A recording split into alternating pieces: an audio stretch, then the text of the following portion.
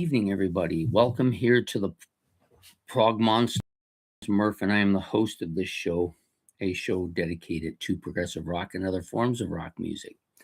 Anyways, we're here tonight because we're going to do an episode of Into the Progverse, and we're going to do that last year from the 70s that I avoided because I did a monthly series on 1973, but we're going to do that here tonight. The Prog albums released in 1973. This is probably the biggest stack for any of the years I've done. I don't know how many's here, maybe 15 or 20. That's easily the biggest stack I've had. And I'll be quite honest, I think this is probably the biggest year in Prog history. You know, there's an argument to be made for the 69 through any year and up to 1970. This is the kind of the pinnacle or the top of the heap, the zenith, if you want, of prog music. And not only is it the zenith of prog music, I think it's also the zenith for many prog bands who are into prog, who are making prog albums. For most of them, the albums that came out this year are arguably in their top 2 or 3 albums of all time, for the bands individually. A lot of my favorite prog albums from individual bands, for me anyways, most of the bands have either their first, second, or third best album for me in this year of prog. And I also made a short list, not as long of a list as I've done before. I could have easily made this 2 pages of albums I'd like to get, but I want to keep the video to a certain time period. Anyway, so these are the albums that I wanted to talk about tonight. There are, I'm going to count them this time, 5,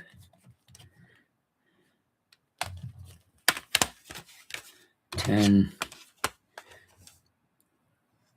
15, 17, about 17 or 18 anyways. A lot of really good albums came out this year. Like I said, probably most of these albums would be in the top 3 for me for these bands if I was ranking them. But we're not going to rank them tonight. We're just going to talk about them. And then I'll talk a little bit about the stuff I'd like to get. And you're free to, of course, talk about any albums released this year or any prog albums that you like, anything you want to talk about. It's open for discussion for anybody to talk about any of those things. This is also the first day after daylight savings, and it's only now just getting dark, which is nice. You get a little bit longer time during the day of light, and usually lightens people's moods quite a bit. Hello, Stephen. Welcome to the show tonight.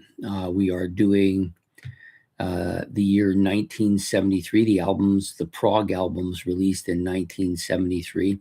I try to stay away from the jazz fusion stuff because I don't have a great handle on that. I do own some jazz fusion.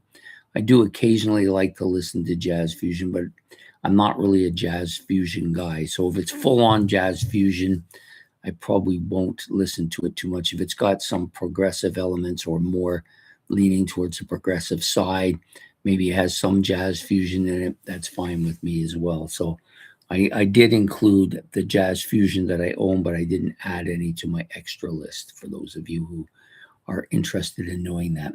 So we're going to get started here because I've got a really substantial amount of albums to talk about here. Larry Coryell. Okay, that name is familiar, but I can't picture what he does. Is it a jazz fusion guy? I'm thinking it might be. That's where my feelings are leading me to it. Anyways, we're going to start out with this album from Camel, their debut album, released, of course, back in 1973. Yeah, I figured he was jazz fusion. I knew the name, and I figured that's where I knew it from. So a lot of jazz fusion stuff out there, especially in the early 70s. Just every year that I've looked, like a quarter of the stuff or more is jazz fusion. And I'm not a huge jazz fusion fan, like I've already explained. I like some jazz fusion if it's mixed in with the right kind of music that I like and that's within my wheelhouse. Otherwise, the further into the jazz realm it goes, the less interested I am in. But anyways, we're here with Camel. This is the first album we're going to talk about. This is their debut album. I like this album a lot. This is probably, for me, I listened to Moon Madness first. It was my first Camel album, and I liked it, but it didn't really move me that much. But this album was the first one that really got inside my claw, and I like this a lot. A lot of good stuff on here. Those first 3 or 4 Camel albums, and now I got a fly that wants to pester me here, are just absolutely great. There's a lot of good stuff to them. They kind of bounce around though, so you've got some that are a little bit more pastoral in nature, which tends to be what I like. You got some that are heavier. There's one, Snow Goose, which is all instrumental. I like some instrumental, and this band tends to be a little bit on the instrumental side. But I like the lyrics. I do like his voice. Yeah, it's not a super strong progressive rock voice. It's not John Anderson or John Wetton or any of those guys, but he still has a decent voice. And we're talking about Andrew Latimer here. Just a fantastic album, this one. Mystic Queen, I like. Separation is great. Aruba Luba. I can never just get tongue-tied song, right? So I kind of like this a lot. You can see how young looking they are on this particular album too. So this is the classic lineup, of course. Andrew Latimer, Peter Bardens, Doug Ferguson, and Andy Ward. Strong lineup, strong album. Yeah, this is one of their best ones. I haven't ranked the Camel discography yet because I still have too many to get, too far to go with it yet. But I think this will be definitely top 3 or 4 for me for Camel. So the next album up on my list is this album, Future Legends from Fruit. I bought a box set with their first 4, with all 4 of their discs, or I think they only have 4. I think they may have released another one a little much later, got back to you and did one album. But I could be wrong. I didn't check that on them. But the box set is all good. They're all kind of these kind of drawing type covers, artistic covers if you want. Almost a kind of a Lord of the Rings type kind of feel to it, or a more fairy tale type thing. That's probably a better assessment of what these album covers are like. This is the only one of the 4 that kind of folds out like this. So you got the front and back of the cover here. Yeah, I would call this almost like a fairy tale folklore type looking cover. This is a really good album though. It's pretty strong. The guitar player is, I think, deeply underrated. Nobody ever talks about him. Nobody ever mentions him as being one of the great guitar players of all time. Vince McClusker, he is very good though.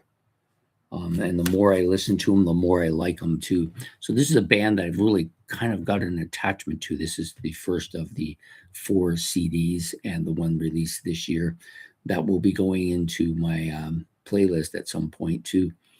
Yeah, absolutely killer album.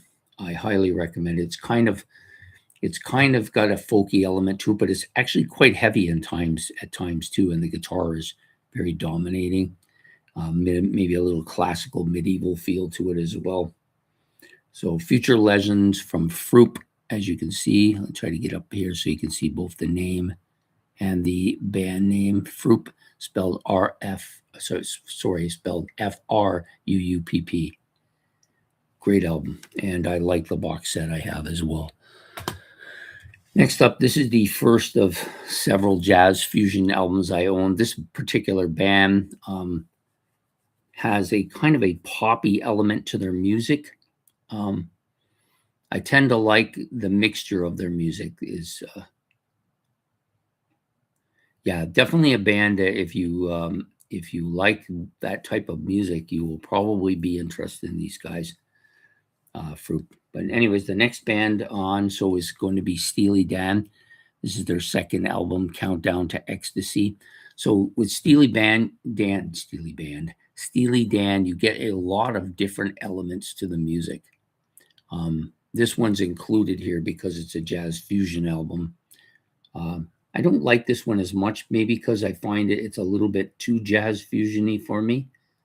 There is some vocals on this, though, which is good. That helps it. I'm not sure quite the hell what's going on there. This guy at the front, the look on his face is kind of like one who's been smoking too much hash. Anyways, this is their second album. So their first album I love. I think it's an absolute classic. It's got a lot of pop elements, got a lot of catchy riffs. There's at times a little bit of a hard element to it, but there's some jazzy feel to it, some bluesy feel to it. This one's a lot more. Yeah, it's really not good at all. I don't know what they were attempting to do here. It's a little bizarre. This is a jazz, pretty much one of their more earlier jazzy fusion albums. Now they do have a lot of that in their music. You'll see this a little bit less on Katie Lied and maybe a little bit less on Asia. Pretzel Logic and their debut are probably arguably my two favorites. I don't know where this will fit into the discography once I get in. So it's waiting its turn in my my playlist. I'm not warming up to it yet because it's very, very heavy in the jazz fusion element. So if you do like jazz fusion, this is a good Steely Dan album to start with, because the guy who recommended this told me, if you like the first one, you'll like this. I don't know that he was right there, but yeah. So Steely Dan's Countdown to Ecstasy. Next up is an album I absolutely love by a band that I absolutely love. Their first four albums, really, really good albums. One of the better 4-album runs by any kind of progressive rock. This is definitely progressive rock, at least the art of this band. So we're going from extremes. That Steely Dan is one of the worst covers to some of the best covers by this band here. Nectar, Remember the Future. This is a fantastic cover, and it opens right up into a booklet. You can see all of the stuff, very bright yellow and black color, nice kind of color mix. This is a double CD here. Of course, I think all of their early stuff, I think their first 3 or 4 albums all come with bonus discs. So you've got the original album on disc 1, and then you've got, I think it's either a remake of this album. Oh, okay, here it is. So the first one is a Remember the Future Part 1 and Remember the Future Part 2, which is the album. Really good album. I don't think it's my favorite, but it's definitely a top 5 for sure. Could end up being my favorite at some point, though. A bonus material is radio edits and Boston tapes. I'm not sure what 1970 Boston tapes. This is a really strong album. Many people who like Nectar, who follow them or collect their albums, who have been following the band any length of time, you will often get people say that this is their favorite or their second favorite. It's usually between this and Tab in the Ocean for their best. But the artwork is really science fiction-y, really spacey, like really great. It's among the best art of any of the bands out there. So Nectar, Remember the Future, sorry. Watching too many TV programs.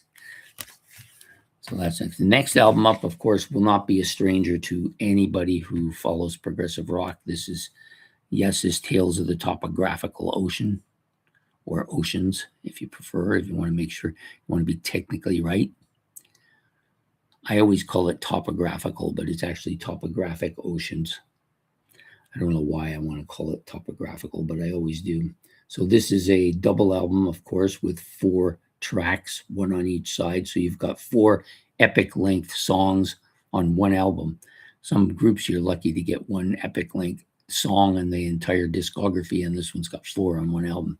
But Yes was always pushing the envelope, always pushing to be try something even more different, and even nobody had done this kind of stuff like this, except for Jethro Tull, of course, which had to put out their Ludicrous, Thick as a Brick.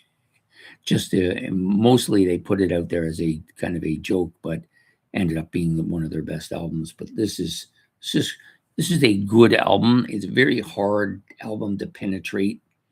I've been listening to it now for about 4 or 5 years. It was one of the last. Yes, it has the double problem for me of being hard to penetrate, but also being a double album. It tends to be way outside of the length of albums that I can listen to. So generally, when I listen to this album, I listen to it in stages. So I'll listen to disc 1, and then maybe a few days later, I might listen to disc 2. I can't sit there and listen for 80 minutes on one album. It's just too long for my attention span is lower than that.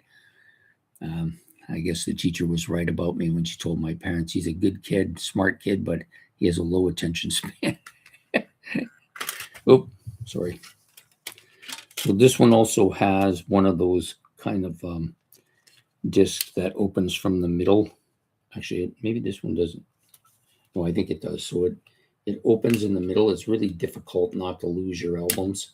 So I don't really like the setup of this type of disc. I prefer the type that open like a book. That's much easier to deal with. Even though this is a jewel case, I tend to like jewel cases more. For these type of albums, I actually prefer the book format type thing. It's easier to get the stuff out without damaging it. So this album I've had now for about four years. It still hasn't hit any kind of stride with me, and I think it's just because it's so complex and so long that it's hard to penetrate. Every time I listen to this, I hear other stuff. But if I had to choose, I like The Ritual is good, and I like The Revealing Science of God. I like both of those, really good stuff. So that's it. Yes, Tales of the Topographic Oceans. Next up, this is one of my favorite live albums. Yeah, jewel cases are absolutely the best. I don't really like the digipacks. Don't like them at all. The ones I hate the most though are the ones that come in sleeves. They're like the book. It folds out, and then one side has the booklet, and the other side has the album sit in the sleeve. It's so difficult to get them out, and they just wear the album out quicker. I don't really like them. Digipacks, it depends on the digipack and how it's done. Some of them aren't too bad, but generally speaking, the jewel cases are the best. I agree with you 100% there. So this is one of my favorite live albums. You're probably going to see this in my series I've been running for the month. In fact, I know you will be seeing it. Genesis Live. It's only 5 songs on here, but all 5 of them are top shelf Genesis songs. Watchers of the Sky, Get 'Em Out by Friday, Return of the Giant Hogweed, Musical Box, and The Knife. All great. And this is the version with this album is one of the first albums with Phil Collins and Steve Hackett in the band. So this is the classic lineup of the band. Absolutely killer. This is a killer album. Definitely a great live album. I think this, to me, I actually prefer this more to Seconds Out. The problem with Seconds Out is Peter Gabriel's not on it, so that's the first thing. I do like Phil Collins' voice, don't get me wrong, but I just prefer when you got the 5 classic members in the band, and I just wish this was longer. I wish this was like maybe another album. This is the one album I would like to see as a double, but it's only a single, but all the songs here are 8, 9, 10 minutes long, so that's why it's like that. Yeah, this is a fantastic album. Highly recommend this album for anybody who's getting into Genesis. This is a good starting point here with a live album, and you get to hear Steve Hackett. He's so good live. Okay, next up, I don't know if I include this as a progressive rock album. It was given to me on the list, but I personally think that this is more of a bit of a hard rock album. It's not a band that I listen to much of. There's like the 3 or 4 of their albums that I like. The rest of them, And I'm not as big a fan of. This one is a little bit heavier. This is Queen's debut album from 1973. Seven Seas of Rye, Jesus, Son of Daughter, Modern Times, Rock and Roll, The Night Comes Down, Liar. I'm reading it from the down up. My Fairy King, Great King Rat, Doing All Right, and Keep Yourself Alive. I guess there is some progressive elements to the band on this album. I personally wouldn't label this as a. I personally wouldn't label this as a progressive rock album. A great album, but not necessarily a progressive rock album. Really, out of the gate, they came out of the gate strong, and they remained strong right up almost till the end. So Queen's debut. Next up, another live album that you'll probably be seeing very soon from Yes. This is Yes Songs. Their first live album. This is a triple album, one of the best triple albums out there. It's only 2 CDs though, so it's a triple vinyl album, but it's only all on 2 CDs. All of the very best of Yes. Like the thing with Yes is they've got probably all the tracks you'll want from Yes on this album. All of their big, well-known stuff. You got some excerpts here from the Firebird Suite to open the album, which is kind of an interesting way to open an album. And then you have Siberian Katru, another great, kind of a heavy song for Yes. Heart of the Sunrise, absolutely killer. One of the best bass tones of any of their Yes songs. Perpetual Change is a very underrated Yes song.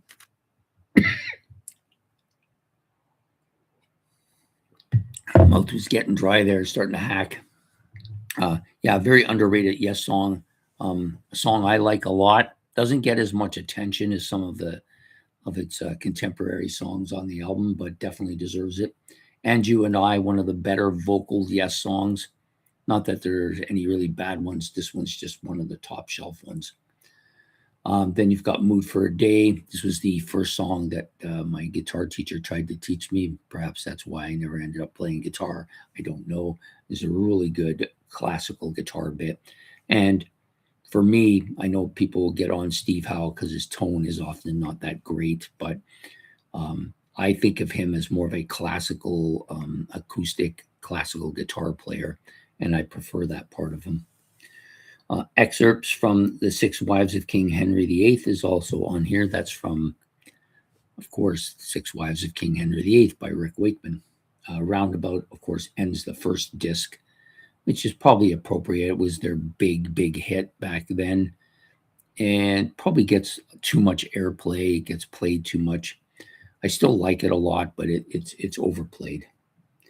Then you got disc 2. It starts out with I've Seen All Good People. This is kind of an aberration song. I've never been a big fan of this song. It doesn't really sound like a Yes. Well, it sounds like Yes, but it's a different song for them. Long Distance Runaround, another great tune by them, a shorter one. But in this case, it's very long. I think they added some excerpts, bass and drums on this. I think this could be the song they do it on. Then you have The Fish, which is, okay, so The Fish is tied to this Long Distance Runaround. You got Long Distance Runaround and The Fish, and all of them are tied together.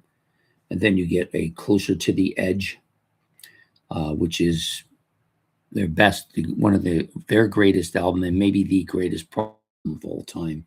And they play the entire album on here. Yours Is No Disgrace. This is a classic Yes sound, Yes song, one of my favorites. Definitely a top 5 song for me. And then it's followed by Starship Trooper, which is almost as big a song for me. 2 absolutely amazing tracks. And that's where they end. They end with those 2 songs. It's a great album. Highly recommend it.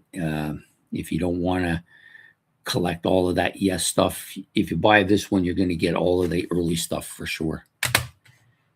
Next up is another jazz fusion album. This one I bought based on the debut album, which I bought and liked.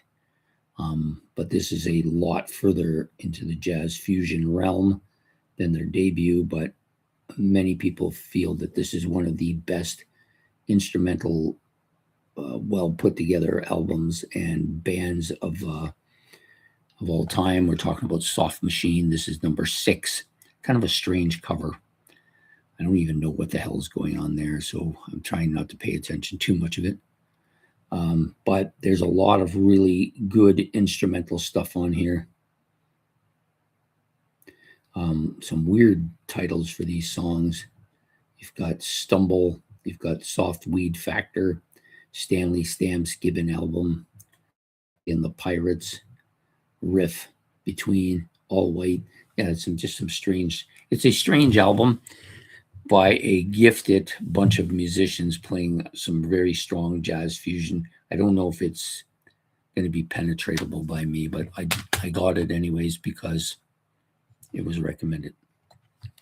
So the next one is actually 2. Both of these albums released in the same year by this band. I have a two for album 2, so I can talk about both at the same time. Green Slade. Love the album covers. The green and yellow and red Christmas colors. I don't care. I have green and yellow are 2 of my favorite colors. Green, yellow, orange, probably the favorite 3. Those are all colors that I never used to like. And coincidentally, I'm wearing green and yellow, so it kind of fits in. So this is a double album for me. The debut album was the first one. That's the one on the top here. All of the artwork for these 2 albums are done by Roger Dean. For those of you who like the Yes stuff, you'll probably like this covers too. Very detailed, very kind of wizardy, demons and goblins type thing going on here. Yeah, absolutely great. Both albums are great. I think the first one was really strong debut for me, and the second one I think I like even better, which is Bedside Manners or Extra. I'm currently have the third one in my playlist right now, and there's one more after that. And yeah, just these guys are really good. The thing that amazed me is how talented they are. So you got 2 keyboardists here, both David Greenslade and David Lawson. I believe it's Lawson. Yeah, Dave Lawson. So both of them play keyboards, and you've got Tony Reeves on the bass, and he's amazing. I like his bass playing quite a bit. He was only on the first 3 albums, so I'm not sure what that's going to be like when we get to the 4th one. And then you also have Andrew McCulloch on drums and percussion here. He's quite good as well. So really well put together stuff. I generally don't like albums without guitar, but I like these guys quite a bit. I like the logo too, really good. So Green Slade's debut and Bedside Manners are Extra. First 2 albums came out the same year. Next up, we've got Jethro Tull. Yeah, definitely Wizards and Goblins. They petitioned Roger Dean to stick to that formula, and he did throughout all of their albums. Really good. Next up is Jethro Tull's Passion Play. It's the one Jethro Tull album from the early discography that I just can't take. It came out right after Thick as a Brick. Thick as a Brick was good.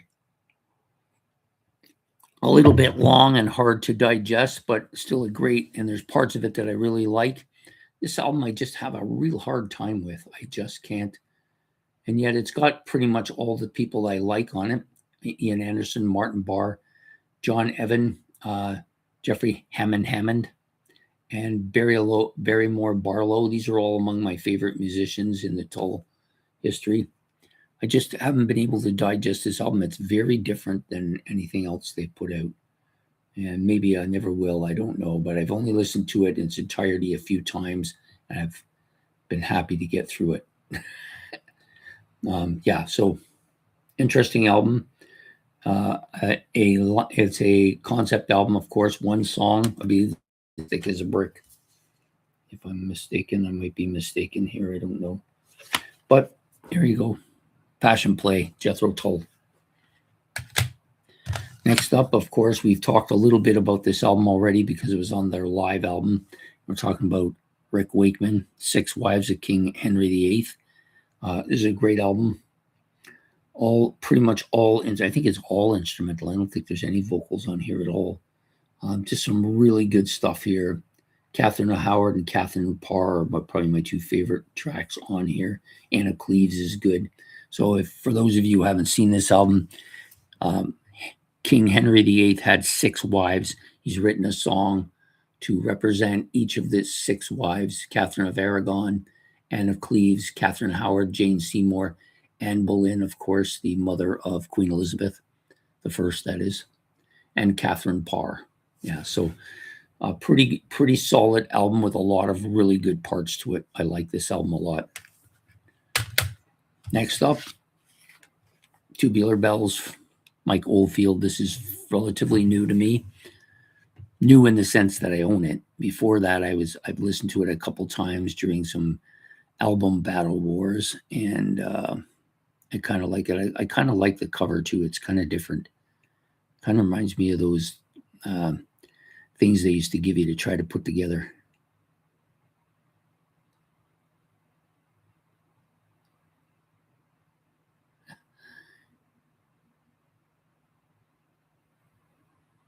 Yeah, sometimes that is very true. Sometimes it's difficult to penetrate. Other albums just take more time, and then once they're penetrated, you're usually good. But it takes. I was like that with Gentle Giant. I took forever. Every once in a while, I'd pull it out, play it. I said, nah. And then one day I'd collect. Same with Doors. Same with Jethro Tull. All these bands took me a while to penetrate, so I know that that's the case. So I continue with it, and hopefully at some point they'll penetrate. This one I didn't have as much of a problem with. It's only got 2 parts. Part 1 and part 2 is what they're called. 25 minutes and 23 minutes and 50 seconds long. Interesting album. He plays everything on here. I think he does have some guest musicians playing different parts, but he primarily plays just about everything on the album. Gifted individual. This is his debut album. Very strong debut album. He's got a lot of interesting stuff. I didn't really set out to get involved with him, but Ben kept pushing this particular album on me, and now I quite like it. And I've got other stuff by him too. Mike Oldfield, Tubular Bells. So these next 3 are probably among the best albums by their individual bands. Very strong albums, all 3 of them. This one's kind of a jazz fusion-y album. It does have a little bit of a progressive element to it as well, and it's probably the album that from their jazz fusion, other than their first 2 albums, the rest of them I've had a hard time with getting to know, but this one I liked. Talking about Lark's Tongues in Aspic by King Crimson. I especially like Book of Saturday and the 2 Lark's Tongues and Aspics parts 1 and 2, really good. This one, of course, has David Cross, violin, viola, mellotron, Robert Fripp, guitars, mellotron, and devices, John Wetton, bass and vocals, Bill Bruford on the drums, and Jamie Murr on percussions and all sorts of things. Yeah, so this is a good album, released, of course, back in '73. Really strong album. This is kind of their logo for the band here, too. Got a nice shot of the band here.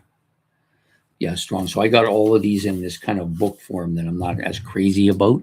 The only thing that I like about this particular one, and if they all did this, I probably would have less of a problem with their albums, is it comes in with a little sleeve. So the disc is in the sleeve. Much easier to deal with. I wish they would, if they all did that, it'd be great instead of just sticking it in the cover, which then scratches the hell out of it. So I'm not really a big fan of that. But this is a good, solid King Crimson album. I now have 9 of 12 of them, I think. Working my way still through it. I've had them for 4 years. I'm still working my way through. I found every single one difficult to penetrate.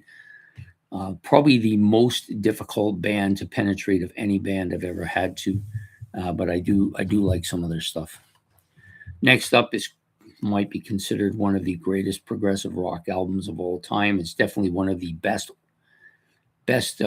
arranged albums, and just it's a perfect album. Really, can't really say much about it. It's not necessarily my favorite by the band, but I still love the album quite a bit. And we're talking about The Dark Side of the Moon, 40 million copies sold. from top to bottom.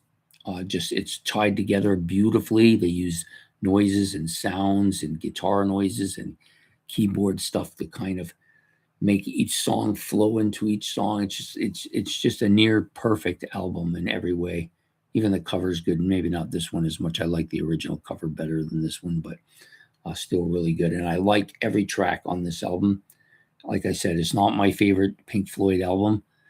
It's probably top 2 or 3 though, for sure. Anyways, Pink Floyd's Dark Side of the Moon. You got Speak to Me, Breathe, On the Run, all kind of flowing so naturally together. And then it gets to Time. And as Time ends, you get that Great Gig in the Sky comes in. Money might be the only track kind of doesn't really fit in there quite as well as the others, but still good. Us and Them, absolutely incredible song. Any Color You Like, and then finishes off with Brain Damage and Eclipse. Absolutely perfect album. The perfect headphones album, the perfect album to sit in the dark and just listen to. Amazing album. And the last one that I own, this is Selling England by the Pound, top 2 album from Genesis for me. It's gotten so close to Trick of the Tail now. I think there's almost no separation between the two. If given whatever day of the week, I might choose this one over it. I love this album. Got so many good things going on. The artwork's a little quirky. Very British looking album though. Very British sounding album. Maybe the most British sounding album of all their albums. Dancing with the Moonlit Night. Fantastic, fantastic track. Love it. I Know What I Like in Your Wardrobe. Probably my favorite track. Well, second favorite track on the album for sure, I think. Fifth, really good track. Just, the only song on the album, More Fool Me. This is the only one I don't really like. It's Collins on vocals. It's not his vocals that is the problem, though. The song just doesn't sit with me.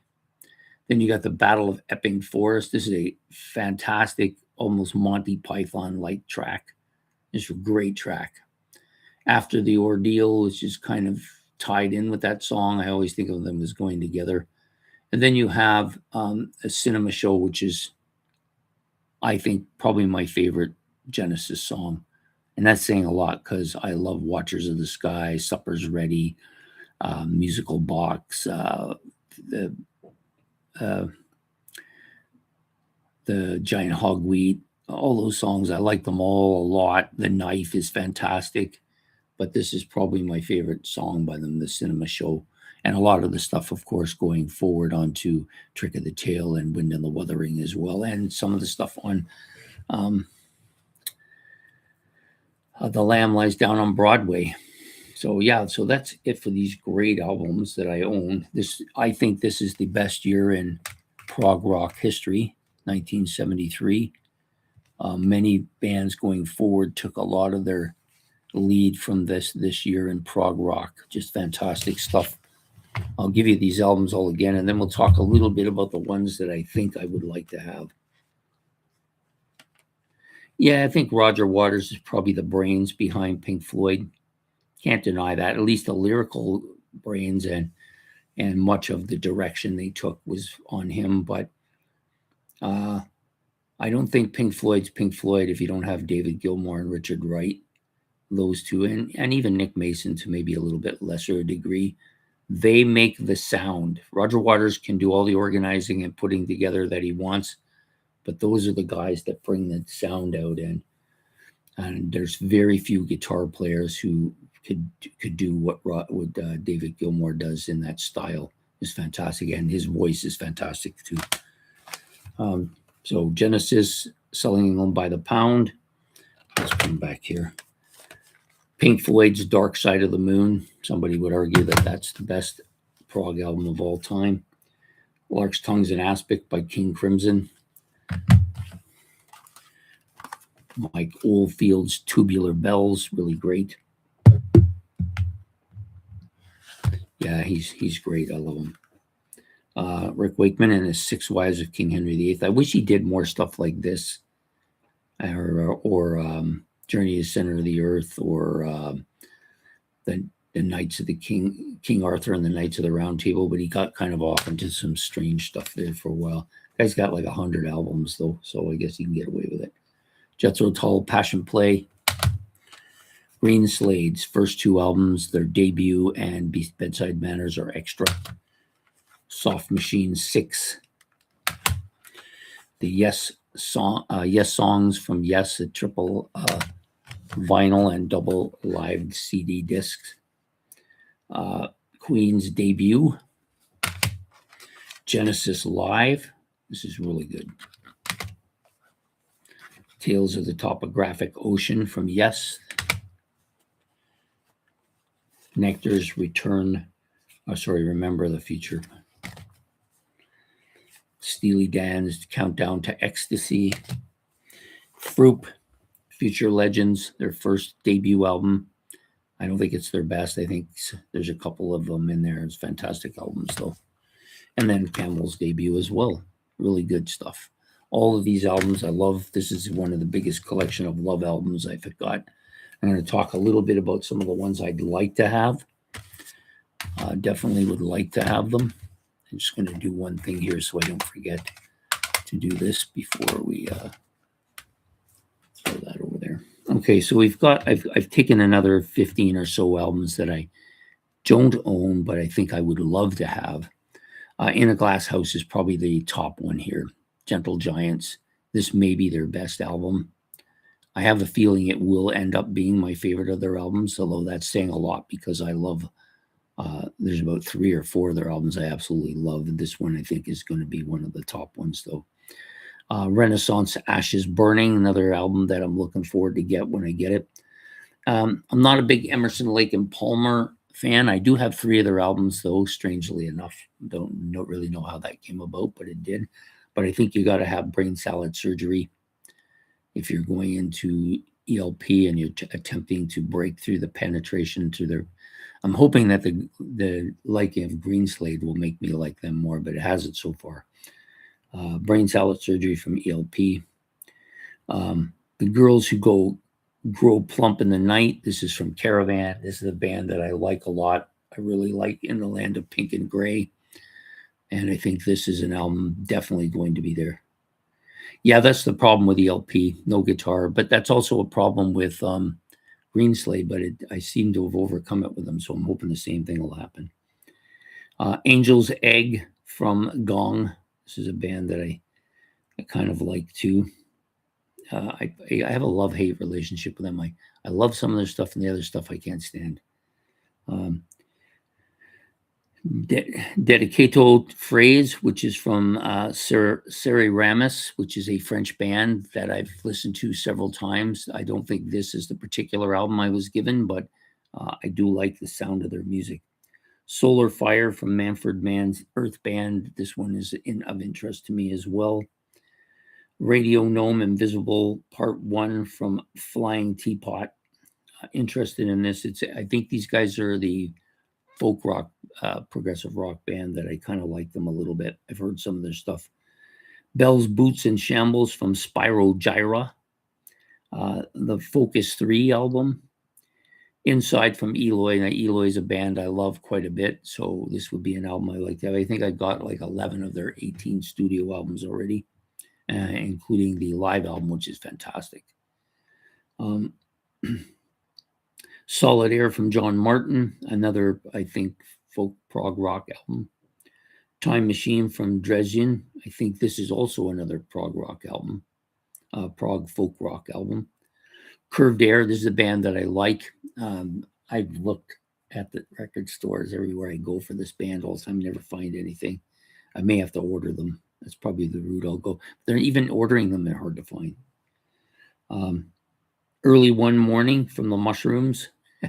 It sounds like a psychedelic album. I'm pretty sure that's what it is too. Pastoral from Pastoral. And then Bursting at the Seams from the Straubs. The Straubs are a new band to me. I do have one of their albums. I really quite like it. I'm looking forward to putting in my playlist and listening to it regularly.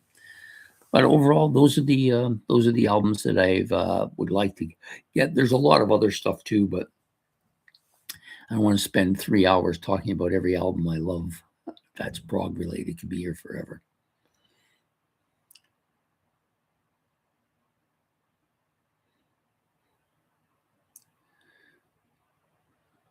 Yeah, that's true. I do have at least one. I either have one. I think I have one Radiohead album, the one that most people know. I have that. I've listened to it. It's not bad. And I have a couple of Muse albums, which really didn't stay. I don't see why people call that progressive rock. It doesn't sound like that to me. I didn't include them anyways. Yeah, so those are my collect. That's what I have in my collection. I suppose I might have missed one or two off the shelf. I can't remember.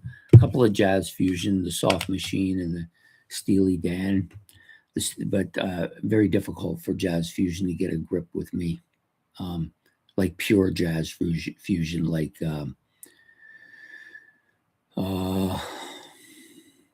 Return to Forever. I think I could probably do that one. I have some more Vishu orchestra stuff as well. I have Bill Bruford's One Kind, I think it's called. I've got some other stuff. I do have some jazz fusion, but if I was collect all my jazz fusion, probably in around 10 albums. And then there's a whole bunch of stuff I have with jazz fusion influence. I guess that's probably why it took so long for Relayer. Relayer was the One Yes album early on that took forever to get into because of the jazz fusion elements to it. But I've grown to like that album quite a bit. So I'm hoping that maybe the harder it is to get into an album, the longer it'll stay with me when I finally do. I'm just guessing. I don't know for sure, but it seems to have worked with the progressive rock. Usually with hard rock or heavy metal, I either like it right away and then it burns out quick, especially the heavy metal. That tends to actually, especially the hard rock. I usually get about a month or two out of it, and then I just don't want to hear it no more. It's just I've heard enough of it. That's enough.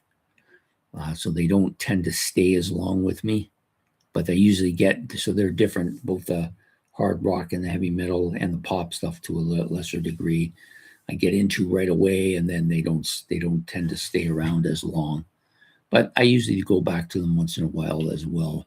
Where with the progressive rock and folk rock and the more complex stuff, it takes me longer to get into, but they tend to stay around longer too. So I guess it works out both ways.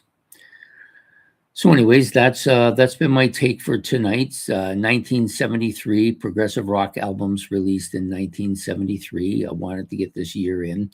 I'm not quite sure what I'm going to do next week yet. I have a couple of ideas. Ben has floated around the idea that I should go and do the progressive rock stuff from the 80s as well. Maybe, but I don't want to do that right away. I think I'd like to take a break from this format for a bit. Yeah, the Mike Davis and the Captain Beefheart. Well, the Captain Beefheart, really good. I didn't mention that one because I don't think it came out this year, but that's an album I've seen around. I keep telling myself, I'll get that one, I'll get that one. But then, you only have so much money and then other albums get in the way. So you can afford 3, but there's 5 you want. So 2 of them have to take a nosedive. And that doesn't always happen. Sometimes I get all 5, but I can't do that every time. Otherwise I'll be bankrupt. Anyways, yeah. So I appreciate you, Stephen, coming and joining me on the channel and making it more interesting. I'm not sure what we're going to be doing next week. I am going to do with the Sunday morning breakfast meeting. I think we're doing the year 1969. I'm going to do the albums from the year 1969 next week on that show. And then this one, I'm not sure what I'm going to do. I think I'm going to maybe go into a discography I haven't discussed, a collection of mine, possibly that, or maybe I will do something guitar related because I did one for the Sunday morning breakfast today. Maybe I'll do that one for the Prog guitarists for this show next week. I'm thinking that might be the case I go to. I won't be doing any more years for a few weeks. I want to give it that a little bit of a break. But anyways, I'm glad that you showed up. I'm glad that you found some of these albums covers amusing. I think this one is the most amusing, though. What the hell is this, man? It's just weird. It reminds me of Battlestar Galactica. Anyways, have yourself a good evening, and thanks for showing up tonight, everybody. And we will see you all next week on Into the Progverse. And take care. Have yourself a good evening, and goodbye. Now, where's the end stream here?